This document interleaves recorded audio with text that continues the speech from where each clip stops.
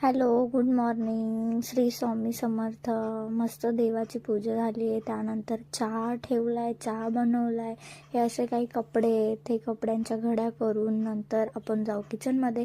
असे काही भांडे आहेत, सगळे भांडे लावल्यानंतर मस्त तुरीच्या शेंगा आहेत. तर मस्त तुरीच्या शेंगा कुकरमध्ये टाकून पाण्यात वॉश करून मस्त पाण्यामध्ये शिजवायला टाकू आणि त्यानंतर त्याला 2 शिट्ट्यांमध्ये मस्त वाफवून घेऊ. मस्त कुकरचं झाकण लावू, शिट्टी देऊ. त्यानंतर घेतलं आहे मी पीठ. त्यानंतर त्या पिठामध्ये टाकलं आहे मी मस्त असं पाणी आणि त्याला दोघांना मिक्स करू. मस्त ते भिजवल्यानंतर जसं की आता माझं पीठ भिजून झालं आहे. याच्या आता चपात्या करू. एकदम मस्त गरम गरमच अशा गरम गरम चपात्या. त्यानंतर केला आहे मी गॅस चालू. त्या गॅसवर ठेवणार आहे तवा आणि त्या तव्यावर करणार आहे चपाती. अशी काय बनली आहे माझी चपाती. तिला आता मस्त भाजून घेऊ.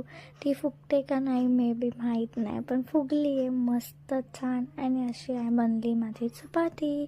आणि ही चपाती खाऊन मस्त मजा करू. मस्त मस्त टेस्टी. आणि या शेंगा उकडल्या आहे इथे. त्या शेंगा चाळणीत काढून घेतल्या आहे. मस्त वाफ येते, खायला टेस्टी लागतील आणि मस्त मस्त खायला मजा येईल. मला तर फार आवडतं. या तुम्ही पण खायला माझ्यासोबत. मला पण खूप आवडतात. तुम्ही पण मला खायला मदत करा, म्हणजे आपल्याला संपून जातं.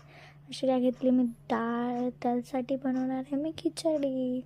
मस्त डाळ घेतली. ती डाळ आता जेवढी होती तेवढी सगळी टाकली आणि आता पाणी घेतलं आहे. त्यासाठी पाण्यात वॉश करून घेऊ ती मस्त मस्त. तांदूळ आणि डाळ पाण्याने वॉश करून घेतले.